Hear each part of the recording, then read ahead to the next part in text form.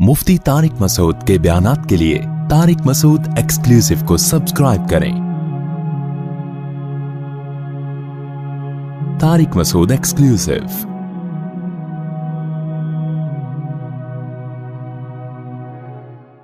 अब बाकी ये कि ये देवबंद है क्या, पहले मैं ये जरा आपको बता दूं। देवबंद कोई मसलक नहीं है। सहाबा ताबिईन तबा ताबिईन से जो इस्लाम चला आ रहा है ना, वही हिंदुस्तान में चला आ रहा था जब तक अंग्रेज के कदम हिंदुस्तान में नहीं आए थे। जब अंग्रेज हिंदुस्तान में आया, बहुत सारे फिरके पैदा हुए। उन फिरकों में मैं क्या बताऊं, बिदती भी पैदा हुए। उन फिरकों में तर्क तकलीद का मसला भी आया, क्योंकि अंग्रेज ने देखा कि यार ये एक फिक़ा को फॉलो करते हैं, बाकी सबको क्या समझते हैं, सही समझते हैं। और इमाम अबू हनीफा तो न्यूट्रल थे ना, न्यूट्रल होके उन्होंने तहकीक की, तो ये इसको फॉलो कर रहे हैं, बाकी सबको क्या समझ रहे हैं, तो ये तो लड़ ही नहीं रहे आपस में, तो बड़े तमीज से चलते आ रहे हैं, बड़े तमीज से वो है ना चलता। तो अंग्रेज ने देखा इनको कहां कहां तोड़ा जा सकता है। अंग्रेज ने क्या किया, अंग्रेज ने कहा कि इस खत्म नबूवत का मसला खड़ा करो। बोलो आखिरी नबी नहीं, एक और नबी निकालो। मिर्जा गुलाम अहमद कादियानी को निकाला। फिर तर्क तकलीद का मसला पहले भी था, इतना जानदार नहीं था। अंग्रेज ने कहा ये मसला खड़ा करो। ये अबू हनीफा क्यों भाई? फिर ताकि हर आदमी अपनी राय पेश करेगा। अब अवाम की बौखलाहट खत्म होने के बजाय क्या हो रही है, बढ़ रही है। वो कह रहे हैं वो उसका कुरान हदीस कुछ और है, उसका कुरान हदीस कुछ और है, उसका कुरान हदीस कुछ और है, उसका कुरान हदीस क्या है। और फिर एक दूसरे पे जो कीचड़ उछालना है, नफरतें पैदा करना। इतनी नफरतें अंग्रेज के आने से पहले नहीं थी जितनी अब नफरतें हो गई है मुसलमानों में आपस में। तो उसने कहा इस पे भी। फिर दूसरा उसने क्या, मुनकिरीन हदीस, जो परवेजी फिरका है कि भाई हम कुरान को माने। देखो अंग्रेज ये नहीं कर सकता था कि इस्लाम का इनकार कर दे, मजहब का इनकार पर लाना आसान नहीं होता। मजहब से इंसान को फितरी मोहब्बत होती है। ईसाइयों ने अब तक ईसाइयत नहीं छोड़ी है, मेजॉरिटी तो ईसाइयत को मानती है ना अभी भी। मजहब को छोड़ना आसान नहीं होता। बाप दादा के दीन से फितरी मोहब्बत भी होती है इंसान को, जिस मजहब में पैदा होता है। तो अंग्रेज ने कहा मजहब तो नहीं छुड़वा सकते ना इनसे, मजहब में ऐसी इनके इख्तलाफ डाल दो ना, कंफ्यूजन ही कंफ्यूजन। तो ये जो मुनकिरीन हदीस पैदा हुए, इनको क्या लेबल लगाया, कुरान। भाई क्या करना है, कुरान। और ये बुखारी मुस्लिम ये तो बाद में लिखी है, 200-300 साल के बाद, 150 साल, कोई 200 साल के बाद लिखी जा रही है। ये तो अजमियों ने कुरान के खिलाफ साजिशें की हैं। जितने मुहद्दिसीन हैं 99% तो अजमी हैं, अरबी तो है ही नहीं वो। तो ये तो अजमियों ने बाद में अरबियों को बर्बाद करने के लिए, इमाम बुखारी भी अजमी थे, बुखारा समरकंद के, रूस की जो सोवियत यूनियन की आज़ाद रियासतें, जब पहले तो ये आज़ाद था ना, तो ये तो वहां के लोग हैं। इन्होंने सारे माजल्ला वही के मंजन बेचे हैं। लोगों को मकसद क्या था, कुरान से हटा देना। फिर बताया कि देखो बुखारी में तजाद है, उधर ये आ रहा है, उधर ये आ रहा है, उधर यूं आ रहा है, उधर ये आ रहा है। ऐसा प्रोपेगेंडा किया, पूरा एक फिरका बन के खड़ा हो गया। आप उनके पास बैठो, आपकी खोपड़ी घूम जाएगी। मैं तो बैठा हूं ना, वो पता है बात, मैं तो बचपन में भी गया उन लोगों के पास। वो बात शुरू करते हैं अल्लाह की किबरियाई से। मुनकिरीन हदीस से जब आप मिलोगे ना, अल्लाह ऐसे निकालेगा, आदमी कहेगा भाई। एक लेफ्टिनेंट कमांडर नेवी के रिटायर थे, वो मुनकिर हदीस था। वो सुबह शाम उसका काम ही यही था हमारे महल्ले में। और पीस लविंग ऑर्गेनाइजेशन बनाई हुई थी, मोहब्बत दुनिया में फैलाना, काम सारा नफरतों वाला। लेकिन ऑर्गेनाइजेशन क्या बनाई है, PLO। मुझे उसका सदर बनाने चाहते थे वो, तो शुक्र है मैं नहीं बना। मैं जब उधर बैठा, मैंने कहा ये तो कुछ और ही चीज है भाई। ये लेबल सबके अच्छे होते हैं, मोहब्बत फैला रहे हैं, हम लोगों को जमा कर रहे हैं। उसने कहा भाई देखो, हदीसों की वजह से कितने फिरके बन गए। हदीस रफुल दैन करने की भी है, नहीं करने की भी है, जोर से आमीन की भी है, आहिस्ता आमीन की भी है, इमाम के पीछे फातिहा पढ़ो वाली भी है, इमाम के पीछे फातिहा नहीं पढ़ो वाली भी है। इसकी वजह से कितने जंग और मुनाजरे और फिरके। ओ भाई असल क्या है, कुरान कुरान, अल्लाह। ऐसे अल्लाह निकालता था ना वो, अल्लाह, फिर अल्लाह बहुत बड़ा। इतनी 10 मिनट तो अल्लाह की किबरियाई बयान होती थी। हमारे जो लोग थे ना, यूनिवर्सिटी के लड़के वड़के, सब बर्बाद हो रहे थे। मेरा चूंकि मजहबी घराना था, हमारे उलमा सोलह से हमारे ताल्लुक रहे, मैं उसको अंदाजा हो गया, मैंने कहा ये गड़बड़ कर रहा है। तो मैं तो फिर मुख्तसर बात, मुझे पास तो इतनी नॉलेज नहीं थी मुनकिर हदीस के खिलाफ, लेकिन मैंने तो 2-3 चीजों में पकड़ लिया उसको ना। मैंने कहा तो कुरान खुद कह रहा है कि नबी की इत्तिबा करो और नबी कुरान की तशरीह करेंगे, तो चलो ये सारी किताबें गलत हो गई। तो जो कुरान ने कहा नबी तशरीह करेंगे वो किधर है, फिर वो ले आओ। तो मैं फिर, और वो यहीं पे फंस गया मेरा। फिर मुनाजरा बाद में भी एक ऑडियो पड़ा हुआ है इसी पे, उसमें भी मैंने इसी पे फंसाया था। मैंने कहा फिर वो कहाँ गया, तो कुरान ही को मान रहे हैं ना, चलो कुरान हो गया ना, अल्लाह जो है ना, जो आप कह रहे हैं अल्लाह, ہم نے اللہ کو مان لیا جل جلالہ اور اما نوالو پتہ نہیں کیا کیا لگاتا تھا وہ. اور صبح و شام مولویوں کے خلاف. ان تمام لوگوں کا منجن جب تک بکتا نہیں ہے جب تک یہ صبح و شام مولویوں کو مغلظات بکے نہیں. ابے وہ بھی یہی کہتا تھا ان مولویوں نے دکانیں کھولی ہوئی ہیں, یہ مولوی یوں کرتے ہیں, یہ مولوی یوں کرتے ہیں, اور کچھ تقوی کی چیزیں بھی لے آتے ہیں. یہ وہ کہتا تھا انڈا حرام ہے. اب اس سے لوگ یار انڈا, اس نے کہا یہ تو غلیظ پانی سے بنتا ہے. بس کچھ تھوڑا سا نا تاکہ پتہ چلے کہ ہم لبرل نہیں ہیں, آزاد خیال نہیں ہیں. ہم تو ان چیزوں کو بھی حرام کہہ رہے ہیں جو تم حلال سمجھتے ہو. نہیں, بہت پرہیزگار ہیں. ہمارے ایک دوست تھے, انہوں نے انڈا کھانا ہی چھوڑ دیا اس چکر میں. تو اب کیا ہوا ہے کہ میں اس کے دلائل نہیں دوں گا ان کو ہم نے کیوں, لیکن بنائی ہوئی تھی پیس لوننگ آرگنائزیشن. اس آرگنائزیشن کے نام سے نا لوگوں کو اور نفرتوں کے علاوہ کچھ بھی نہیں. لیبل یہ تھا محبت محبت, باتیں بڑی محبت کی, خدمت کرو. لیکن گھروں میں لڑائیاں شروع ہو گئی, گھروں میں بحثیں شروع ہو گئی. ایک بھائی کہہ رہا ہے بھائی میں کیوں بخاری کو مانوں, میں کیوں مسلم کو مانوں. دوسرا کہہ رہا ہے میں تو مانتا ہوں. ایک نفرتیں. کتنے لوگوں نے ہماری مسجد کے امام کے پیچھے نماز پڑھنا چھوڑ دی. مسجد کتنی بہترین جگہ ہے گیدرنگ کی مسلمانوں کی, گوروں کے پاس یہ چیزیں نہیں ہیں. مسجد کے مولوی کو برا بلا کہنا شروع کر دیا. پھر ایک اور صاحب آئے, ایک وہ اہل حدیث تھے. سارے اہل حدیث ایسے نہیں ہوتے, میں بار بار بتا رہا ہوں. اہل حدیث میں مولانا ابتسام الہی اور احتشام الہی ظہیر صاحب جیسے معتدل لوگ بھی. ان کے ڈرائیور نے مجھے بتایا کہ میں تو ساری زندگی ترک رفع الیدین سے نماز پڑھی ہے, اور کہ اس نے کہا یہ جو مولانا ہشام الہی ظہیر انہوں نے تو مجھے آج تک ایک دفعہ بھی نہیں کہا کہ رفع الیدین کرو. یہ کرتے ہیں, میں نہیں کرتا, تو نہ میں ان کو چھیڑتا ہوں نہ وہ. کہہ رہے ہیں اس بندے کے یہ مسائل ہی نہیں ہیں, یہ ختم نبوت کی بات کر رہا ہوتا ہے اور جو اجتماعی ٹاسک ہیں ان پہ چل رہے ہوتے ہیں. تو سارے ایسے نہیں ہوتے, لیکن فتنہ پرست بھی ہوتے ہیں. تو ایک اہل حدیث آ گیا ہمارے محلے میں, اس نے جو چھیڑنا شروع کیا ہے, بخاری لے کے بیٹھا ہوا ہوتا تھا. پھر اتنا علماء کے خلاف اس نے زہر اگلا ہے, بہت سے نوجوان مسجد سے ٹوٹ گئے. میری بھی اس سے بحثیں ہوئی. تو کیا یہ ہو کیا رہا ہے؟ اچھا وہ کیا فقہا سے ہٹانا. منکرین حدیث کیا کہہ رہے ہیں, یہ کتابیں بعد میں لکھی گئی ہیں. اور منکرین فقہ کیا کہہ رہے ہیں, امام حنیفہ کی کوئی کتاب دکھاؤ. بھائی امام حنیفہ کی نہیں ہے, ان کے شاگردوں کی. تو ابے اتنے بعد میں کتابیں لکھی گئی ہیں تو وہ کتابیں ہمارے لیے حجت نہیں ہے. صحابہ کے دور میں کون سی کتاب تھی فقہ کی جس کو صحابہ عمل کرتے تھے؟ صحابہ کے دور میں کون سا فقہ حنفی تھا؟ حالانکہ اصل یہ تھا کہ قرآن و سنت کی ایک تشریح وہ ہے جو ائمہ مجتہدین ریٹن فارم میں لکھ کے چلے گئے ہیں, اس کو فالو کر لو بھائی. اس میں کیا ہے آسانی؟ جب تک ریٹن میں نہیں تھی تو لوگ اپنی مرضی سے علماء سے مسئلہ پوچھتے تھے. جب ہر چیز ریٹن میں آ گئی تو فقہ بھی کس میں آ گیا؟ ریٹن میں آ گیا. حدیث بھی ریٹن میں آ گئی, حدیثیں بھی تھیں, فقہ بھی تھا, ریٹن فارم میں بعد میں مرتب ہوا ہے. اب جیسے حدیث میں امام بخاری کی کتاب کو بخاری کا نام دے دیا, محمدی کتاب کا نام تھوڑی دیا. تو ایسے ابو حنیفہ نے جو قرآن و سنت سے نیوٹرل ہو کے مسائل نکالے, ان کو نام ہم نے کیا دے دیا؟ فقہ حنفی کا نام دے دیا کہ مرتب وہ ہیں, وہ ان کے شاگرد مرتب ہیں. امام مالک کے فقہ کو مالکیہ کا نام دے دیا. تو اس میں کون سی قیامت آ گئی؟ اس سے امت ٹوٹنے سے کیا ہو گئی؟ بچ گئی کہ بھائی انہی میں سے کسی کو فالو کرو. جیسے حدیث میں کیا ہوا کہ بچ گئی. اب ہر آدمی سندوں کی بحث نہیں کر سکتا, بھائی یہ کتابیں ہیں, یہ ہیں. تو جو کام منکرین حدیث کیا تھا وہی جو متشدد قسم کے اہل حدیث تھے نا, انہوں نے وہ کرنا شروع کر دیا. مجھے وہ بچپن کا وہ اہل حدیث سے ابھی تک مناظرہ یاد ہے. مجھے منکرین حدیث سے واسطہ پڑا. پھر کیا ہوا, جو اہل حدیث حضرات, ایک تھا بڑا شرارتی تھا وہ. میں پھر بار بار کہوں سارے اہل حدیث شرارتی نہیں ہوتے اور سارے بھی نیک نہیں ہوتے, یہ بھی بتا دو. کچھ ایسے ہوتے ہیں جو بدعت کو صرف اہل حدیث کی مخالفت میں اس بدعت کو یعنی سنت قرار دینے کی کوشش کرتے ہیں, حالانکہ ان کو پتا ہوتا ہے کہ ہمارے پاس اس کی کوئی دلیل نہیں ہے. تو دودھ کے سارے دھلے ہوئے نہیں ہوتے. تو وہ متشدد تھا, اس لیے میں اس کی بات کر رہا ہوں. تو اس نے کیا کیا, مجھے کہنے لگا یار یہ جو ہے نا اتنے سارے فرقے حنفی, شافعی, مالکی, حنبلی, قرآن و سنت پہ کیوں نہیں آ جاتے؟ تو میں نے کہا یہ کہ توراۃ اور انجیل پہ آئے ہوئے تھے یہ لوگ. اچھا اس وقت واقعی مجھے کچھ نہیں ان چیزوں کا زیادہ پتا تھا, میری تو 16-17 سال عمر تھی. تو اس اہل حدیث نے مجھے بٹھایا, اس نے کہا کہ دیکھو ہر وقت ان کا یہی کام تھا مسجد میں, ٹوکنا اس کو, تو زور سے فاتحہ پڑھ, ٹانگے یہ کرو اور رفع الیدین کرو, ہر وقت یہی کام تھا. ہم اس وقت کچھ اور ایکٹیویٹیز میں لگے ہوئے تھے. ہم نے لڑکوں کی ایک جماعت بنائی ہوئی تھی کہ یار ہم لڑکوں کو گھیر گھیر کے مسجد میں لاتے تھے, شرعی پردہ ان کو ترغیب دینا, گھروں میں شرعی پردہ کرواؤ, نماز پڑھو, وہ ادھر لے آئے نا ہمیں. تو میں نے کہا ٹھیک ہے جی, اگر کچھ صحیح بات کرنے تو مان لوں گا میں.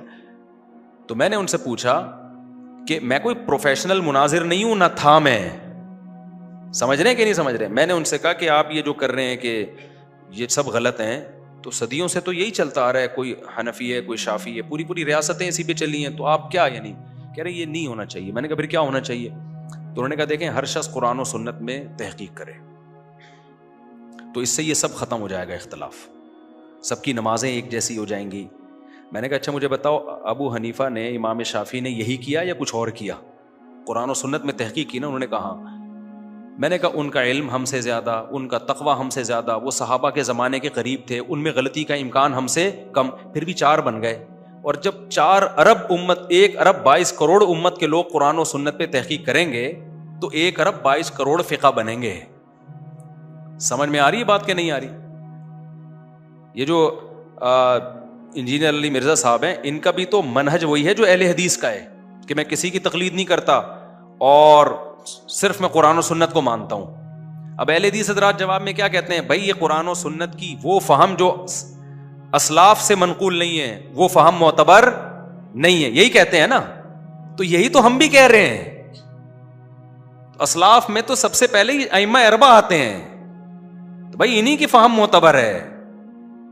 ورنہ اگر آپ بے لگام قرآن و سنت کے نام پہ چھوڑ دیں تو پیدا ہوتے رہیں گے. کل کوئی آئے گا جو انجینئر علی مرزا کو بھی غلط کہے گا, پرسوں کوئی آئے گا جو سب کو غلط کہے گا. تو یہ قیامت تک لا متناہی نہ ختم ہونے والا سلسلہ شروع ہو جائے گا. اس سے امت ٹکڑے ٹکڑے ہو کے رہ جائے گی.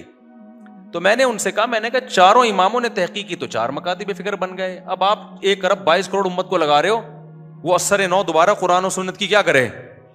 تحقیق کرے. تو اس سے امت سمٹے گی نہیں, تبھی ابھی نہیں سمٹی ہے. آپ دیکھ رہے ہیں اور کیا ہو رہی ہے, پیچھے جتنا جائیں گے نا سمٹتی بھی نظر آئے گی, ماضی میں جتنا جائیں گے, اور جتنا فیوچر میں جائیں گے پھیلتی بھی نظر آئے گی, فرقوں میں بٹتی بھی نظر آئے گی. تو کہاں سے کہاں بات چلی گئی. تو انگریز نے کیا کیا, ہر سطح پہ مسلمانوں کو توڑا اس نے, ہر سطح پہ اس نے دراڑیں پیدا کرنے کی کوشش کی. تو اب ہوا یہ کہ اتنے سارے فرقے جب بن گئے نا ہندوستان میں, تو جو اصل مذہب کو فالو کر رہے تھے نا, جو گورے کے آنے سے پہلے تھا, اس کو بھی تو کوئی نام دینا تھا نا لوگوں نے.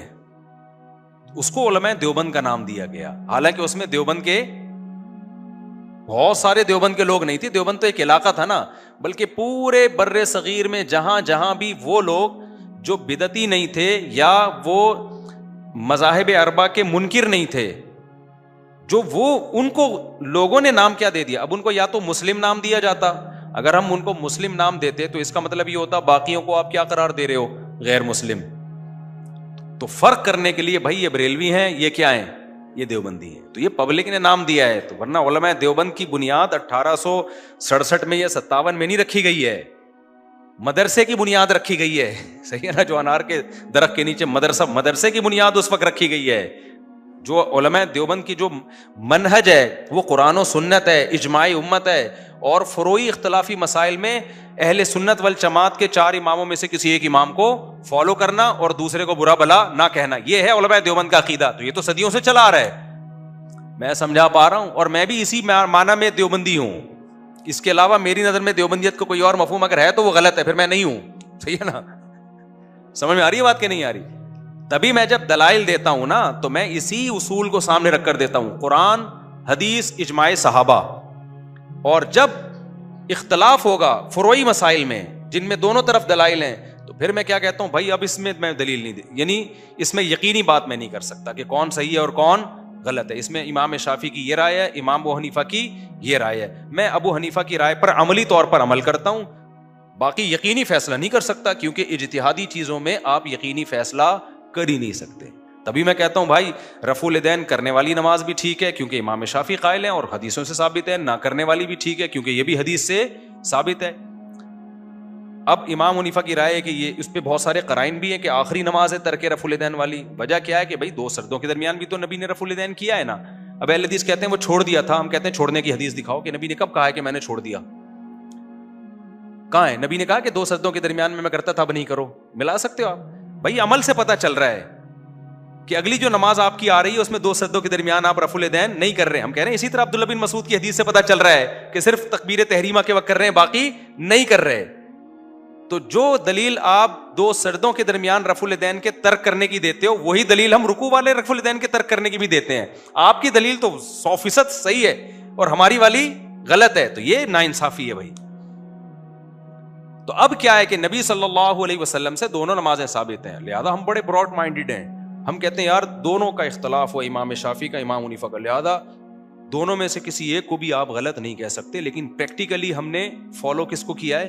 امام ابو حنیفہ کو, اس لیے کہ بر صغیر میں انہی کا فقہ آیا. تو جو فقہ جہاں آئے تو 1.5 اینٹ کی الگ مسجد کیوں بناؤ بھائی آپ وہاں پہ؟ سمجھ میں آ رہی ہے بات؟ وہاں لوگ اسی کو فالو کرتے ہیں, مدارس اسی کے ہیں, علماء صلحاء اسی کے ہیں.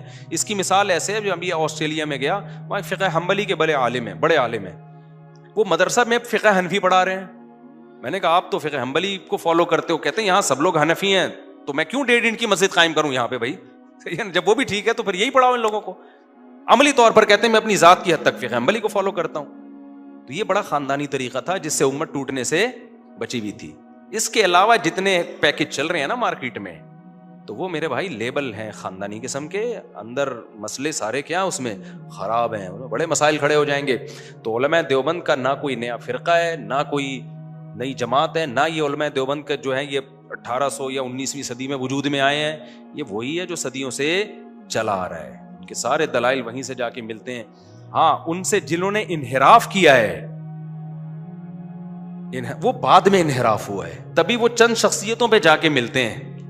علماء دیوبند کسی ایک شخصیت پہ جا کے نہیں ملتے. مثال کے طور پر ہم جب کوئی مسئلہ پوچھتا ہے, قرآن, حدیث, اجماع صحابہ, اس کے بعد جن مسائل میں اختلاف ہوگا تو پھر ان اختلافی مسائل میں ہم 1000 سال پرانی کتابیں بھی ہیں, 1200 سال پرانی کتابیں بھی ہیں, 600 سال پرانی کتابیں بھی, وہ کسی شخصیت کے گرد نہیں گھوم رہی. وہ مسئلہ قرآن و سنت سے مستنبط ان تمام کتابوں میں ملے گا آپ کو. لیکن آپ علماء دیوبند کے علاوہ اگر جا کے دیکھتے ہو نا, بہت سے لوگ ان کا 1-2 شخصیتوں پہ جا کے ختم ہو رہا ہے. تو شخصیت پرستی ان میں ہے. اور علماء دیوبند کی کوئی بات اگر ہمیں لوگ کہتے ہیں کہ پھر آپ ہر بات میں دیوبندیوں کو وہ کیوں کرتے ہو, ان کا دفاع کیوں کرتے ہو, یہ بھی لوگ الزام لگاتے ہیں. پھر آپ ہر بات میں علماء دیوبند کا دفاع کرتے ہو, تو یہ الزام بھی آپ نے ہی لگایا ہوا ہے. ہم ہر بات میں کر رہے ہوتے تو ہم اجتماعی دعا کے قائل ہوتے, جبکہ ہم اجتماعی دعا کے فرض نماز کے بعد اجتماعی دعا کے قائل بولو نا نہیں ہے, کیونکہ نہیں ملتا ہمیں, قرآن و سنت سے بھی نہیں ملتا, اجماع صحابہ سے بھی نہیں ملتا, اور پھر ہمیں کسی صحابی سے بھی نہیں ملتا. یہی وجہ ہے امام حنیفہ سے بھی نہیں ملتا, کیونکہ امام حنیفہ تو نیوٹرل ہو کے تحقیق کی نا انہوں نے, صحیح ہے نا, نیوٹرل ہو کے کی تو انہوں نے کہا نہیں ہے تو ہم تو نہیں قائل اس کے. سمجھتا ہے کہ نہیں سمجھتا؟ لیکن ہم یہ نہیں ہے کہ علماء دیوبند میں اگر ایک غلطی آ گئی ہے کہ فرض نماز کے بعد اجتماعی دعا کو انہوں نے سنت ماننا شروع کر دیا, تو اب ہم کہیں یہ چونکہ دیوبندی, ان کی میں عبارتیں نکال کے دکھاؤں, یہ دیکھو یہ غلط کر رہے ہیں, یہ غلط کر رہے ہیں, لہذا یہ غلط ہیں, اب میں نیوٹرل ہوں. نیوٹرل ہو کے کیا ہوگا کہ میرے نام سے ایک فرقہ بن جائے گا, جس کو فرقہ طارقیہ کہنا فیوچر میں لوگ شروع کر دیں گے. ابھی تک تو نام نہیں ہے, لیکن جب زیادہ لوگ فالوور بڑھ جائیں گے تو وہ کیا بن جائے گا, فرقہ بن جائے گا. یہ کام مت کرو. ہم یہ نہیں کہہ رہے کہ کوئی یعنی آپ نے ان کو من وان ہر چیز میں ٹھیک سمجھنا ہے. ہر ایک سے غلطی ہوتی ہے, جتنی غلطی ہے اتنی رکھو, اس سے آگے بڑھانے کی کوشش بولو مت کرو. بہشتی زیور میں لکھا ہے 15 شعبان کا روزہ سنت ہے, علماء دیوبند کی نہیں ہے. یہ بہشتی زیور کے مسائل علماء دیوبند کے نہیں ہیں, صدیوں پرانی کتابوں سے لیے گئے ہیں, قرآن سے لیے گئے ہیں, حدیث سے لیے گئے ہیں. اور جن مسائل میں اختلاف تھا تو ان میں امام حنیفہ کی رائے لی گئی ہے, یعنی فقہ حنفی کی رائے لی گئی ہے. یہ ہے اس میں. اب کچھ مسائل ایسے ہیں جس میں ہمیں فقہ حنفی کی رائے بھی نہیں ملتی, اس میں اجتہاد ہوتا ہے. تو اس اجتہاد میں کیا ہوتا ہے, بعد کی کتابوں کے حوالے ہوتے ہیں, تو وہ حوالے میں اگر ثابت ہو جاتا ہے بھائی یہ غلط ہے, تو ہم اس کو کیا کرتے ہیں, نہیں مانتے. بہشتی زیور میں لکھا ہے 15 شعبان کا روزہ سنت ہے. اب کوئی نہ قرآن سے ہے, یا نہ صحیح حدیث سے ہے, نہ امام حنیفہ سے ہے, تو ہم کہتے ہیں حضرت مولانا تھانوی رحمۃ اللہ علیہ بہت بڑے علامہ تھے, لیکن بھائی ان سے حدیث کی تحقیق میں کیا ہو گئی ہے, غلطی ہو گئی ہے. اور یہ اتنی ہمارے ہاں یہ عرف میں اتنی عام بات ہے کہ اگر یہ حضرت حکیم الامہ زندہ ہوتے نا, میں ان سے جا کے کہتا تو اس پہ بھی ان کو بھی غصہ نہیں آنا تھا. آج ہی مثال میں ایک بتا رہا تھا, ہمارے شیخ حضرت مفتی رشید احمد صاحب رحمہ اللہ کتنے بڑے آدمی تھے. حضرت مفتی تقی صاحب اور حضرت مفتی تقی عثمانی صاحب ان کے شاگرد ہیں. 8 سال ان دونوں بزرگوں نے ہمارے حضرت سے پڑھا ہے. کتنا بڑا مقام ہوگا. میں 5ویں درجے میں تھا, درجہ خامسہ میں. حضرت نے ایک مسئلہ لکھا ہوا تھا, صرف فتویٰ نہیں دیا یا زبانی مسئلہ نہیں بتایا, بلکہ ریٹن فتویٰ اور اپنی کتاب احسن الفتاویٰ کا اس کو حصہ بنا دیا تھا, چھپ گئی تھی وہ. میں نے حضرت کو جا کے بتایا کہ حضرت یہ مسئلہ دلائل کی دنیا میں کمزور معلوم ہوتا ہے, صحیح مسئلہ یہ. میں 5ویں خامسہ کا طالب علم تھا. تو ہم تو اپنے اکابر کا وہ نہیں کرتے کہ کوئی غلط بات بھی ہو تو ہم نے ان کو حمایتی کرنی ہے. ہم نے کہا حضرت یہ تو صحیح نہیں ہے. میں 5ویں کلاس میں تھا, اس مدرسے کی 5ویں کلاس میں, درجہ خامسہ میں. حضرت نے یوں دیکھا اور اپنا کتاب منگوائی اور اس کو دیکھا, فرمایا فوراً اس کو اگلے ایڈیشن میں چینج کرو. ٹھیک ہے نا, نہیں یہی بات سمجھ میں. حضرت نے یہ نہیں کہا تم تو دیوبندیت سے نکل گئے ہو, جب میں نے ایک بات کہی ہے تو اس کا مطلب بولا میں دیوبند نے یہ بات کہی ہے, بولا میں دیوبند نے یہ بات کہی ہے تو پھر تمہارے لیے اس سے انحراف جائز نہیں ہے. یہ اعتدال علماء دیوبند میں ہم نے دیکھا ہے. باقیوں میں کسی کو غلطی سے رجوع کروا کے تو دکھا دو, تمہارے پسینہ نکل جائے گا. ان کو پیچھے ہٹانا ممکن نہیں ہے, پسینہ نکل جائے گا تمہارا. دعوے یہ ہوں گے ہم نیوٹرل ہیں, ہم بھائی بالکل قرآن سننا. آپ 3 طلاق کے مسئلے میں آپ کروا کے تو دکھاؤ نا. آپ ہم جو اتنے کانفیڈنٹلی چیخ رہے ہیں ابے بھائی قرآن میں حدیث میں صحابہ سے 3 ہی ہے, اتنے بڑے بڑے آدمی باتیں کر رہا ہے تو کچھ تو جان ہوگی نا اس میں. آؤ ہم سے بیٹھ کے کوئی مشہور آدمی بات کرنا چاہے اس موضوع میں تیار ہوں. نہیں رجوع کریں گے. اور میں نے 3 طلاق کے مسئلے پر جب تحقیق کی تھی اس نیت سے کی تھی کہ اگر کوئی گنجائش ملتی ہے تو لوگوں کو دینی چاہیے. دیوبندیت کی دفاع کے لیے نہیں کی تھی میں نے, نہ حنفیت کے لیے. جب میں نے تحقیق کی میں نے کہا کوئی ملتی نہیں ہے تو کہاں سے دے دیں یار گنجائش ہم اس میں. ٹھیک ہے نا, کک بھی نہیں ہے. باقیوں کو ہم نے دیکھا بھائی بہت جامد ہیں. اور یہ عدالتی خلا پہ جو آج کل وہ میرے خلاف جو انجینئر علی مرزا صاحب نے کلپ بنایا, میں نام نہیں لینا چاہ رہا تھا لیکن انہوں نے کیونکہ میرا نام لے کے دوبارہ سے رد کرنا شروع کر دیا ہے, اپنے فینس کو ذمے میں لگایا ہوا ہے, پھر میرا نام بھی لے رہا. تو میں احترام کے ساتھ نام لے رہا ہوں, مناظرے کی نیت سے نام نہیں لے رہا.